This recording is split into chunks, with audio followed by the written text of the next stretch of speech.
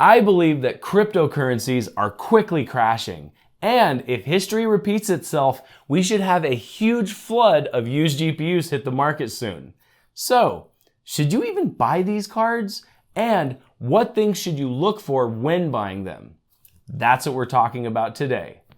Stay tuned. Do you like saving money? Of course you do. You need to check out today's sponsor, Slick Deals. Slick Deals has a free browser extension available to make saving money online even easier. When you're on a website, just click on the browser extension and it shows you all the deals available for that website. This browser extension will automatically search through all of the most up-to-date coupon codes to find you the best savings based on what you currently have in your cart. Check out this deal I found on Foster & Grant glasses. I love these glasses, but end up breaking a pair at least once a year.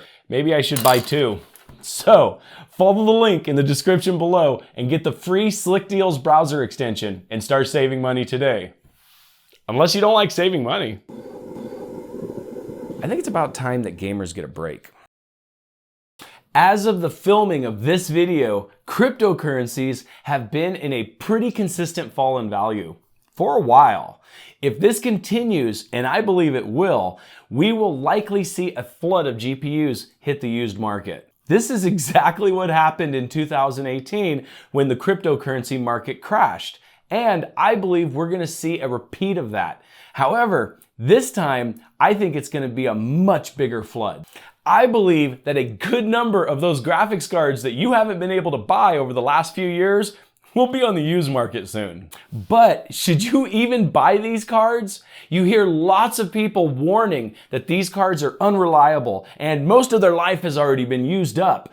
There was even a graphics card manufacturer a while back that claimed a GPU will lose 10% of its performance for every year that it's spent mining crypto. However, I'm here to say that this is mostly BS. A graphics card used to mine cryptocurrency can be just as good as any other used GPU. You know, it depends on a lot of different factors.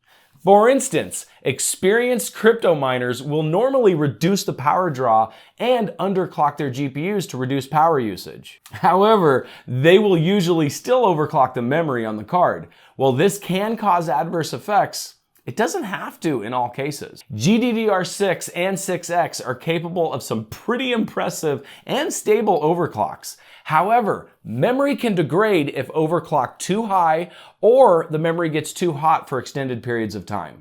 Also, the memory location on the back of an RTX 3090 causes it to run a lot hotter than the memory on the front of the card. So, the 3090 may be more susceptible to memory damage due to its design. With that said, GPUs used in crypto mining typically run 24/7. This actually sounds bad, but this can actually reduce the heat up and cool down cycles associated with regular use. That is what is actually stressful on the silicone itself. It's kind of like the difference between a car that has only freeway mileage or a car that has stop and go city mileage. The car with freeway mileage is gonna be in way better condition than the car that has spent its entire life in stop and go traffic. So, believe it or not, you might actually cause less damage to a GPU mining crypto than a card that has been used heavily in gaming every day for the last couple of years. Unfortunately, the fans on these cards are typically set to full all the time.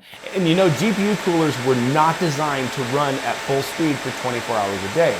This could have adverse effects on the life of the fans themselves. Replacing these fans can also be difficult at times. It all depends on the card, but I've seen some fans readily available for some models and nowhere to be found for others, so keep that in mind. The location of the mining rig may also be an issue. If the mining rig was in a hot or humid environment, it could lead to damage to the card. With all this in mind, I don't believe you should avoid buying a graphics card just because it was used to mine crypto. However, there's definitely some steps you can take to limit the chance of getting a bad card. There's some questions you should ask the seller before you buy the card. The first question is simple. How long was the card mined on? The next question should be if the GPU and memory were overclocked or underclocked during that time. Finally, I would ask what the average temperature of the card was while it was mining. It would also be a good idea to find out what the ambient temperature was and if the fans were turned up. Answers to these questions can give you clues about what to expect. However, unfortunately, the seller doesn't have to be honest with you. Well, he actually should be, but we all know how that goes sometimes. So don't expect him to be honest, but still ask the questions. Sometimes the truth can even come out in a lie. For instance, if the seller tells you that the card was used to mine for a month, he's probably not being very forthcoming with you. Once you ask your questions, use the information that you got from the seller for a visual inspection of the card itself. This is best done in person, but if you're buying the card from eBay or another online seller, you may have to rely on pictures. The first thing you should look for is the overall condition of the card. Does it have a lot of scratches or broken pieces? This might indicate it's been in a tight spot or it hasn't been treated very well. The next thing that I would look for is dust and grime on the card itself. For this, I would pay really close attention to the cooler itself. Look behind the fans and see if there's a lot of dust buildup within the cooler. Also, while you're looking at it, is there any visible signs of rust or corrosion on the cooler itself? This can indicate that the card has been run for an extended period of time in a really humid environment. Also, look at any visible electronic components and see if there's any corrosion on them too. A humid environment can cause liquid damage on electronics. Sometimes the signs are the same as if you were to spill a drink on it.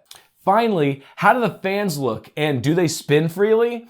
The way a fan should function is if you spin it with your finger, it should continue to spin after you let it go. If it turns and then immediately stops when you let go, then it's probably a bad fan, or at least it will be soon. Typically, you can tell a lot about a graphics card from a visual inspection. However, if you're conducting this visual inspection through pictures over the internet, it can definitely be easy to miss some glaring problems that would have been easy to see in person. For this, I would not hesitate to ask the seller if he would mind sending a video of the card running with the fans visible and spinning, and a shot of the monitor running something in 3D. If you're purchasing the card from someone local, then I would ask them if you can test the card before you buy it. To test the card, there's several things that I would do. First, I would benchmark the card and compare the scores with similar cards. If you're doing this in person with the seller, be prepared ahead of time and know what scores you should expect to see. Also, while the benchmark is running, watch out for artifacts on the screen and crashing, of course. This could both be indications of damage to the GPU or memory on the card. Also, pay close attention to the temperature that the card reaches. A GPU that gets really hot is a sign that the thermal paste on the card has failed. And keep in mind that failed thermal paste shouldn't be a deal breaker. If anything, that can be used to negotiate the price down, and it's a really easy fix. The next test that I would do is use MSI Afterburner to overclock the memory a little bit and repeat the benchmarks. This doesn't have to be a really big overclock. A couple hundred megahertz should be sufficient. You just want to put the memory under a little more stress than stock. During this benchmark, take note if the score improves. It's probably not going to improve by much, but if you have a decrease in performance, it's a sign that the memory on the card may have been pushed too far in the past. Also, really look out for artifacts on the screen. One of the biggest signs of memory failing is screen artifacts. Any GPU on the market should be able to handle a small memory overclock. And if the card you're considering purchasing can't handle it, then it's probably a good idea to pass on the deal. Finally, play some of your favorite games and see how the GPU performs. If you have any crashing or unexpected issues, then this could be a sign that the GPU has problems. But you know, you're probably not going to be able to find a seller that's going to let you sit there for hours playing video games. So if the GPU passes the first two tests, then I would ask the seller if he'd be willing to give you a few days to test the card out with the option to get a refund if the card has problems. The seller may or may not agree to this, and if it passes the first two tests, the likelihood of it having problems is probably pretty low. But you don't get what you don't ask for, so it's at least worth a try. If you're buying this card from an online seller, then obviously you can't conduct any of these tests before purchasing the card.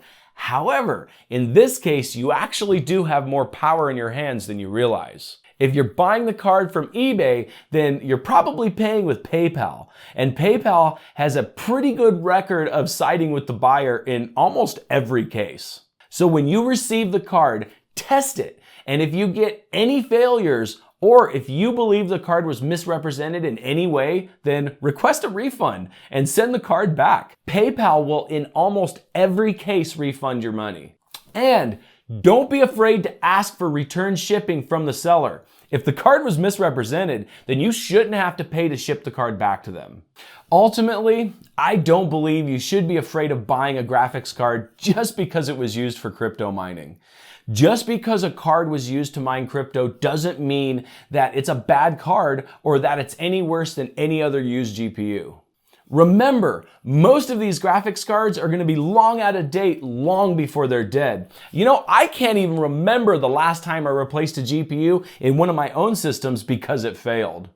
I mean, it does happen, but typically we replace our GPUs because the new ones are just so much faster. In fact, I even have an upgrade hierarchy with my systems. When my gaming system gets a new card, the card from my gaming system goes into my video editing system. And the card from my video editing system goes into the computer that I use every day.